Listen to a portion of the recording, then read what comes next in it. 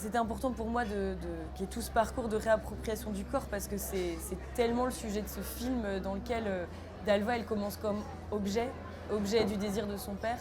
Et en fait, elle va redevenir sujet.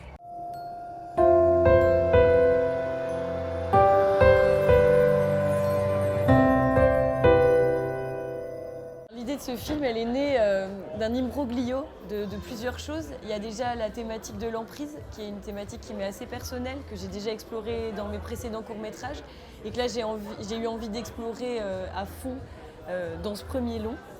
Ensuite, il y a eu une immersion que j'ai faite dans un centre d'accueil d'urgence pour adolescents à Forbach, dans l'est de la France. Parce que j'avais vraiment envie de travailler dans cette arène, en fait, l'arène des foyers, avec cette population, ces enfants placés. Et en fait, là-bas, ce qui m'a frappée, c'est que j'ai rencontré énormément d'enfants qui avaient été retirés de leur domicile pour cause de maltraitance avérée, et en fait, qui continuaient à faire bloc avec leurs parents contre la justice, parce qu'ils trouvaient que justement la justice était injuste de les avoir placés.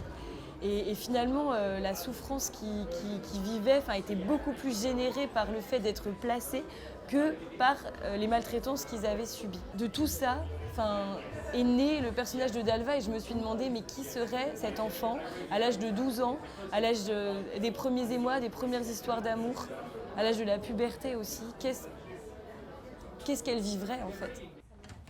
Pourquoi il y a ma valise ici? C'est la police, ils ont ramené tes affaires.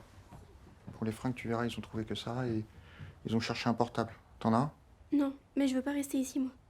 Mais ça, c'est pas toi qui décide, Dalva, c'est le juge. Bon, les repas, c'est midi et 19h. Ok?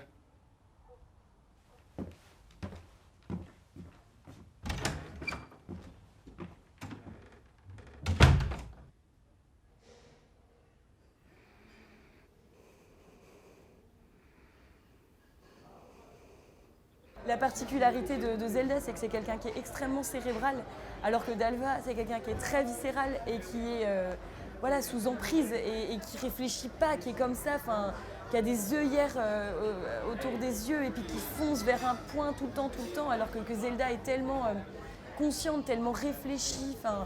Et il fallait essayer de briser un peu ce côté très très cérébral pour qu'on ait quelque chose de physique. Dans le personnage de Dalva. Donc on faisait beaucoup d'exercices physiques comme ça, je la faisais beaucoup sauter. Avant les prises, des fois on se poussait, on se battait un peu pour qu'elle lâche prise. Il fallait que Dalva existe à fond pour que quand moi j'allais derrière la caméra, Zelda et Dalva se réunissent et qu'elles fassent corps toutes les deux. Et je pense que Zelda connaît très bien Dalva, aussi bien que moi qui l'ai écrit. Par rapport à la mise en scène, en tout cas, la façon dont on a travaillé pour parler de cette libération, c'est que dans un premier temps, on est dans un format 4/3 pendant tout le long du film, parce que c'est un film de portrait, c'est un film aussi, bien sûr, qui parle de l'emprise, mais dans un premier temps, le reste du monde est flou en fait. Tout le temps, les gens sont tous flous. On voit très peu les gens du foyer qui environnent Dalva, on voit très peu les gens du collège aussi. Et en fait, au fur et à mesure, tous ces gens se mettent à être visibles. On a de plus en plus de plans larges aussi. Et ces gens ne sont plus flous. Et on est dans une caméra aussi où on tournoie avec elle.